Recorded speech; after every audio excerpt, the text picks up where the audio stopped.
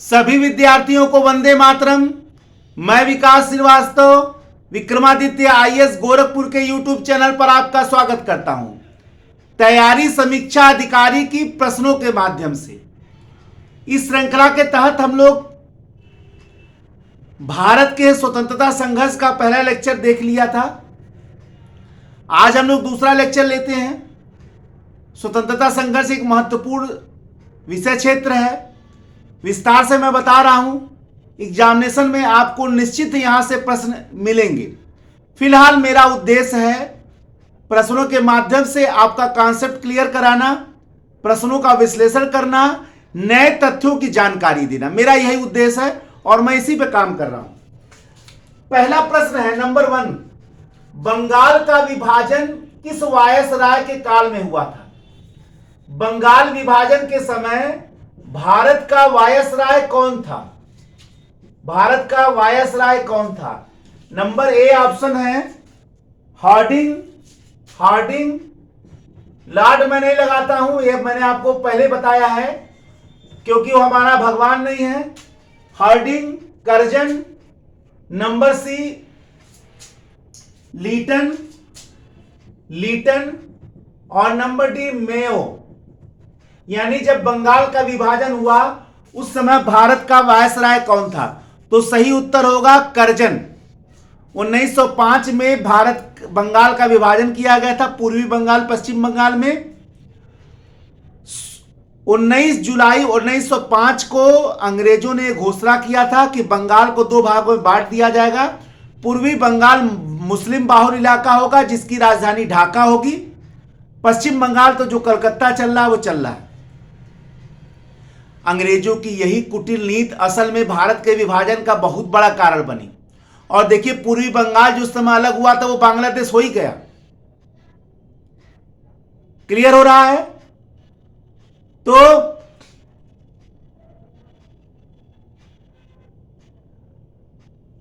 तो बंगाल विभाजन, दोनों डेट भी याद रखिएगा। 19 जुलाई को घोषणा हुआ था और 16 अक्टूबर को वो लागू हो गया था। और इसी 16 अक्टूबर को रक्षाबंधन दिवस मनाने का निर्देश दिया था। किसने? रविंद्रनाथ टैगोर जी ने।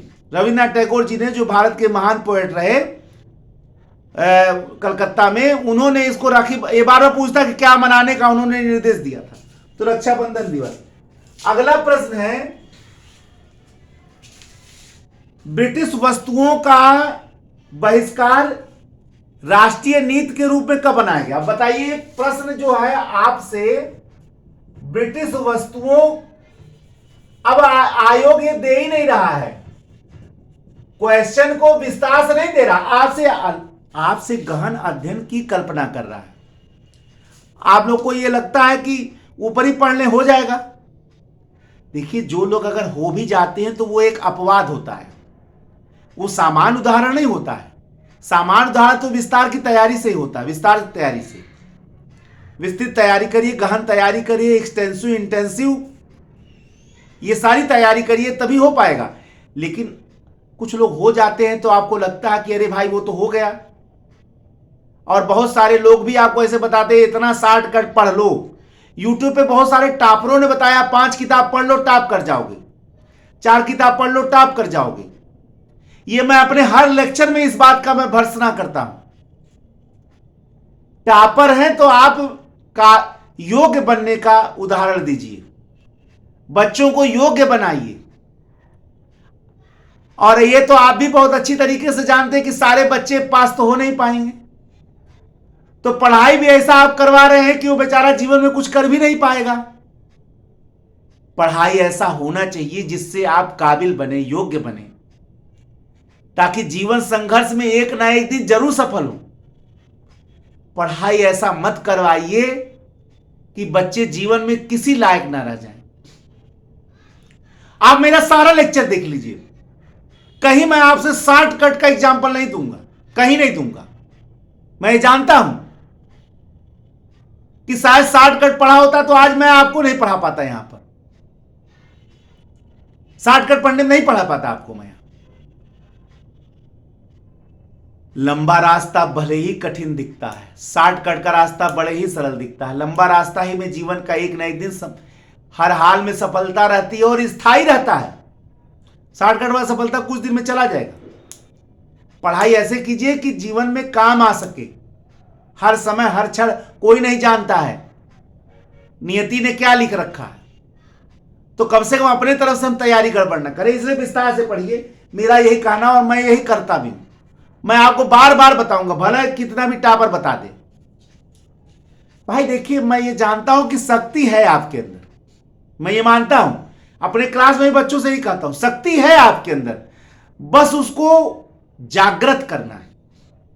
और अपने लेक्चर के माध्यम से मैं इसीलिए 2-4 मिनट इसके लिए ले लेता हूं, मोटिवेशनल के लिए, ताकि मैं उस शक्ति को जागृत कर सकूं। एक भी व्यक्ति अगर जाग गया, एक भी स्टूडेंट जाग गया, तो मैं सफल हो जाऊंगा।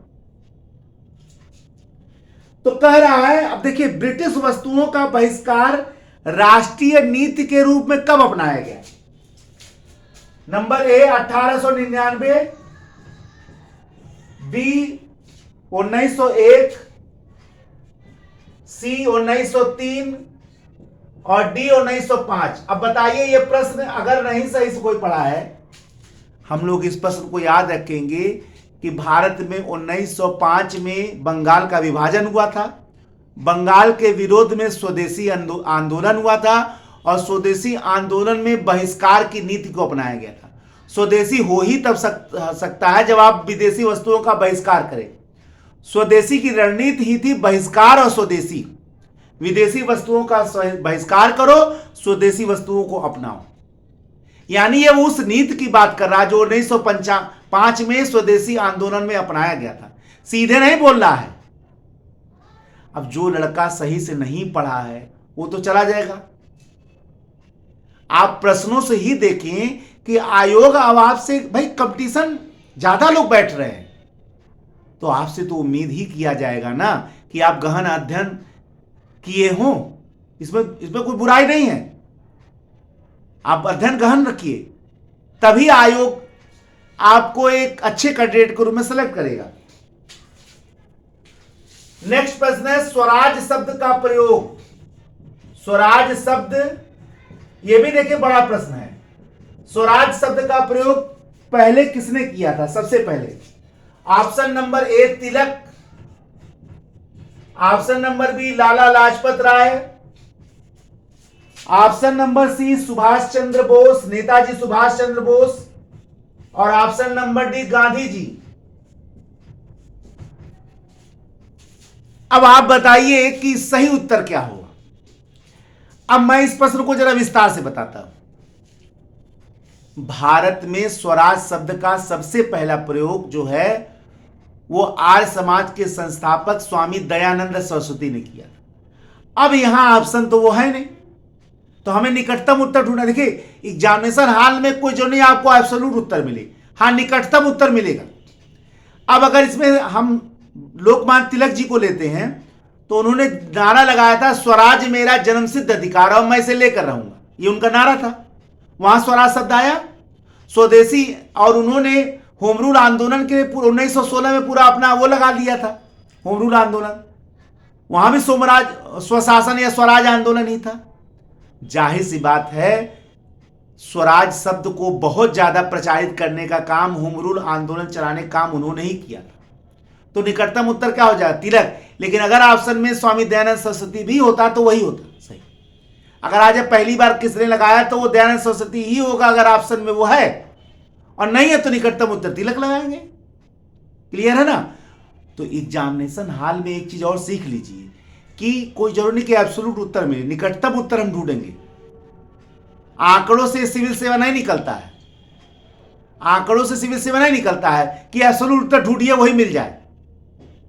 सिविल सेवा की परीक्षा आपके अनुमान द्वारा उत्पन्न विश्लेषण से निकलता है कि आपने अनुमान के माध्यम से आपके अंदर कितनी विश्लेषण की क्षमता है। अब देखिए, दोनों प्रश्न विश्लेषण का था जो ऊपर नीचे मैं आपको बता रहा हूं। इन प्रश्नों को मैंने लिया ही इसलिए है ताकि व्याख्या मैं ज्यादा कर सकूं। Grand old man of India किसको कहा जाता है? Grand old man of India Hindi होगा भारत के वयोवृद्ध नेता। क्या होगा? भारत के वयोवृद्ध नेता किसको कहा जाता है? ऑप्शन है दादा भाई नौरोजी, गोपाल कृष्ण गोखले, गांधी जी, लोकमान्य बाल गंगाधर तिलक। तो उत्तर है दादा भाई नौरोजी।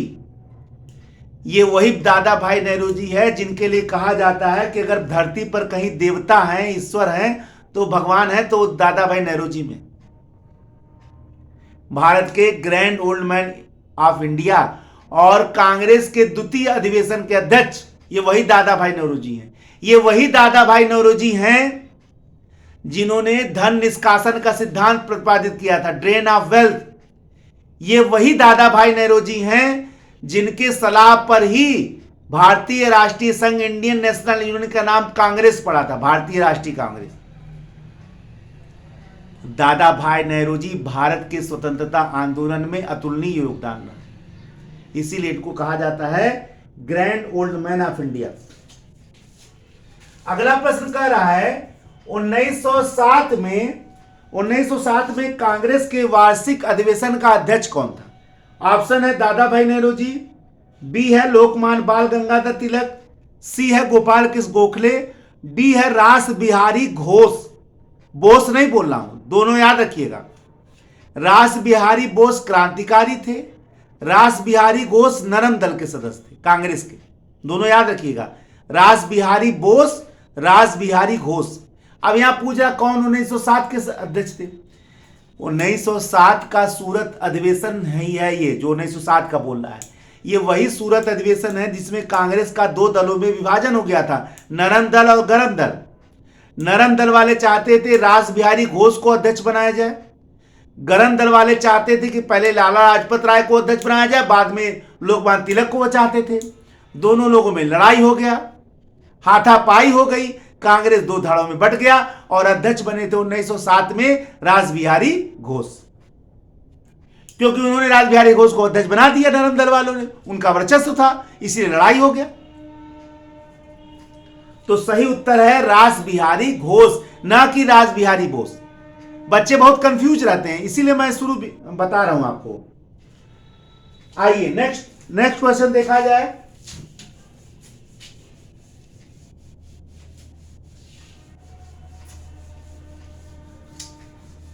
पढ़ाई जितना ही आप धैर्य के साथ, विस्तार के साथ पढ़ें, आपको बहुत विशेष आनंद आएगा। मजा नहीं आता पढ़ाई में, मजा नहीं आता है, क्योंकि मजा गलत शब्दों के लिए भी प्रयोग होता है।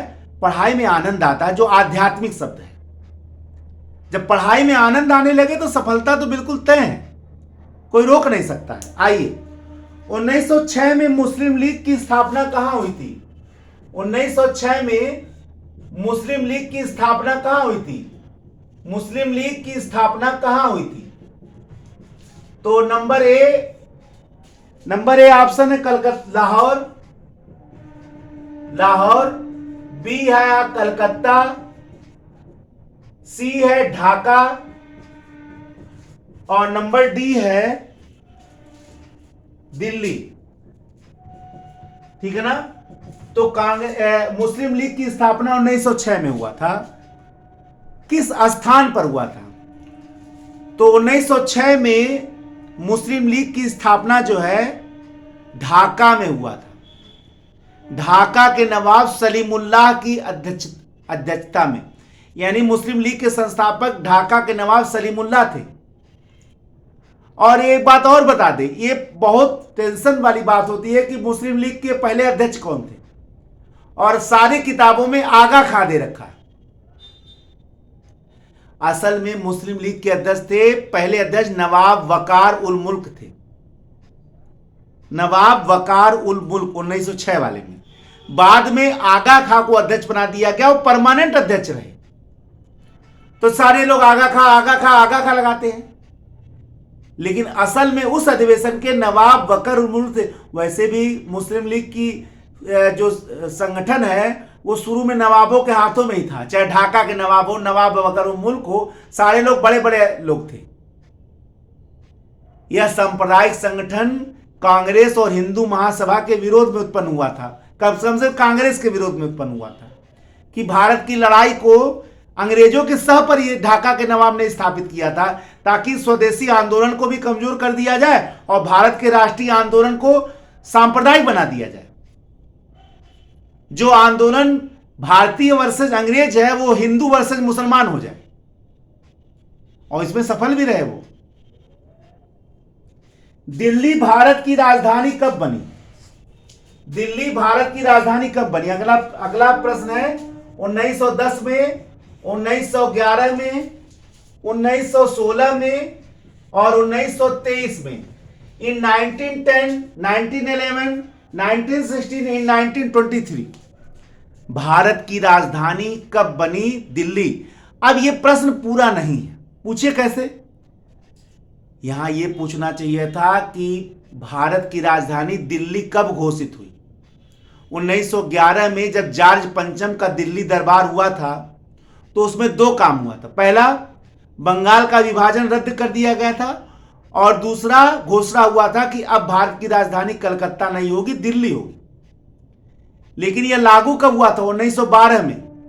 कब बनी, कब घोषित हुई, दोनों में अंतर है। घोषित हुई 1911 में, बनी 1912 में।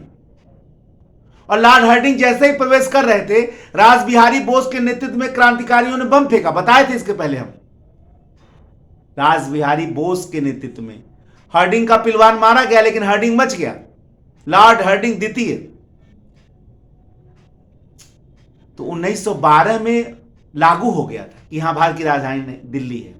क्लियर है? अब यहां 11 दे रखा है, तो 11 दे रखा, तो इसका मतलब आप ये प्रश्न पूर्ण नहीं है। कभी कभी बच्चों को कंफ्यूज करने के लिए ऐसा दे दिया जाता है, तो यही भी आप समझ लीजिए। कांग्रेस के किस अधिवेशन में गांधी जी को चंपारण के किसानों के समस्या से अवगत कराया गया था? बहुत बढ़िया प्रश्न है, बहुत अच्छा प्रश्न है, और यह विस्तार की मांग करता है। कांग्रेस के किस अधिवेशन में गांधी जी को चंपारण के किसानों की समस्याओं से अवगत कराया गया था? पहला, बनारस अधिवेशन, इसको मैं विस्तार से लिख रहा हूं, 1905। नंबर बी, कलकत्ता अधिवेशन 1906, कलकत्ता अधिवेशन 1906। नंबर सी, सूरत अधिवेशन 1907, सूरत अधिवेशन 1907। और नंबर डी, लखनऊ अधिवेशन 1916, लखनऊ अधिवेशन 1916। इन चारों अधिवेशनों में कहां गांधी जी को चंपारण के किसानों की समस्याओं से अवगत कराया गया था? तो सही उत्तर होगा 1916 के लखनऊ अधिवेशन, जहां कांग्रेस और मुस्लिम लीग के बीच समझौता हुआ था। यह वही अधिवेशन है। आपको यह जानकर आश्चर्य होगा कि जिस व्यक्ति ने गांधी जी को चंपारण के किसानों के समस्या से अवगत कराया, उनका नाम था राजकुमार शुक्ला। और आपको उससे भी ज्यादा जानकर आश्चर्य होगा कि राजकुमार शुक्ला गांधी जी से मिलने नहीं आए थे, राजकुमार शुक्ला तिलक से मिलने आए थे। भारत के सबसे महान स्वतंत्रता सेनानी उस समय के लोकमान्य बाल गंगाधर तिलक। लोगों ने सलाह दिया कि अब तिलक बहुत बुजुर्ग हो गए हैं, एक नए नेता आए हैं गांधी जी, उनसे मिलिए, उनका भी बड़ा आंदोलन का इतिहास रहा है। तो राजकुमार शुक्ला गांधी जी से मिले। गांधी जी तो इंतजार कर रहे थे कि भारत के स्वतंत्रता आंदोलन में हम कैसे आए। गांधी जी इंतजार कर रहे थे कि कम से कम एक बड़ा, हमें कोई ऐसा आधार बिंदु मिलना चाहिए जहां भारत के राजनीति में हमको आने का। भाई, अफ्रीका में तो हम विजयी बनकर आए हैं, लेकिन भारत में आंदोलन का वो कौन सा सूत्र मिले जहां से मैं प्रवेश करूं। और राजकुमार शुक्ला ने वो दे दिया। चंपारण के किसानों का तिनकठिया प्रणाली, जहां 15% पर उनको क्या करना था, नील की जबरदस्ती खेती करना था। खेत बर्बाद होता रहा था, जंगल हो जा रहे थे, और किसानों को कोई लाभ नहीं मिल रहा था। भुखमरी के कागार तक किसान पहुंच गए थे। राजकुमार शुक्ला की बात को गांधी जी ने जैसे सुना, द्रवित हो गए, तैयार हो, और 1917 में पहुंच गए चंपारण, और शुरू हो गया चंपारण सत्याग्रह। चंपारण सत्याग्रह से भारत को राष्ट्रीय नेता मिला जिनका नाम था गांधी जी।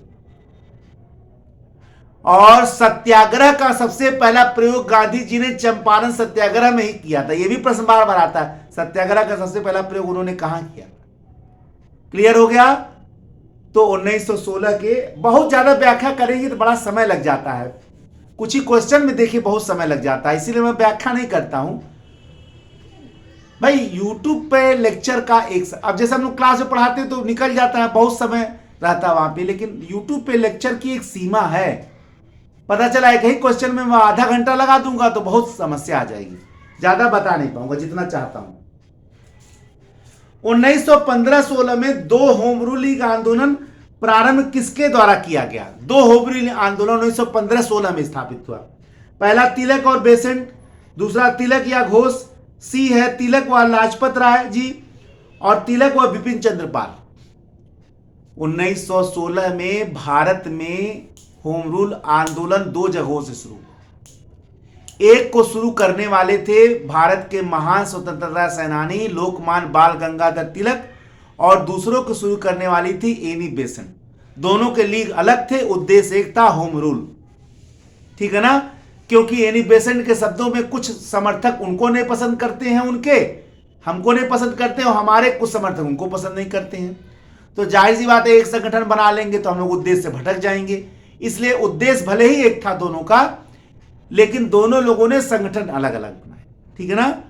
ठीक है, एक वहां का था, क्या कहते हैं, अप्रैल 1916 में तिलक ने इसको बनाया था, और बाद में जो है एनी बेसेंट ने बनाया था।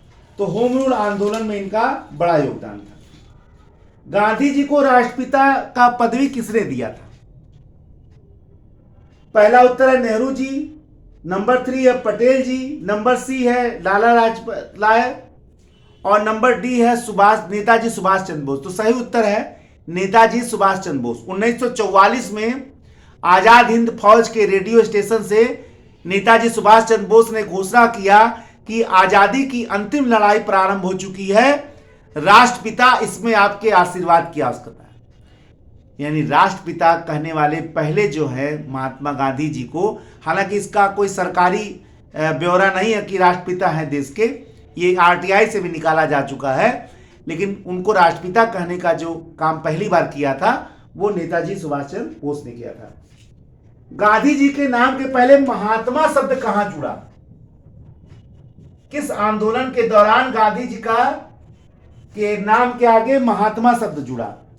पहला है चंपारण सत्याग्रह, दूसरा है रॉलेट सत्याग्रह, नंबर बी, नंबर सी है खिलाफत आंदोलन, नंबर सी है खिलाफत आंदोलन, और नंबर डी है बेलगांव अधिवेशन। तो सही उत्तर होगा चंपारण सत्याग्रह। 1917 में होने वाले चंपारण सत्याग्रह में गांधी जी के नाम के आगे महात्मा जुड़ा, और जोड़ा किसने? रविंद्रनाथ टैगोर ने। किसने जोड़ा? रविंद्रनाथ टैगोर जी ने जोड़ा। चंपारण सत्याग्रह से रविंद्रनाथ टैगोर इतना अभिभूत हो गए कि उन्होंने इनको महात्मा की उपाधि दी, और उन्होंने गुरुदेव की उपाधि दी उनको, ठीक है ना, गांधी जी ने। तो महात्मा गांधी वहीं शब्द जुड़ा गांधी जी का चंपारण सत्याग्रह में, और ये उपाधि किसने दिया था? रविंद्रनाथ टैगोर ने। अगला क्वेश्चन है, बाबा रामचंद्र ने किसानों को संगठित कहां किस स्थान पर किया? पहला है अवध, दूसरा है बिहार, फिर बंगाल, फिर है आंध्र प्रदेश। बाबा रामचंद्र ने किसानों को अवध में संगठित किया। सन्यासी ताना बाना पहने रामचरितमानस के उद्धरण गाते फिरते थे, और किसानों को में जागरूकता की भावना बढ़ते थे। रामचरितमानस घूम घूम कर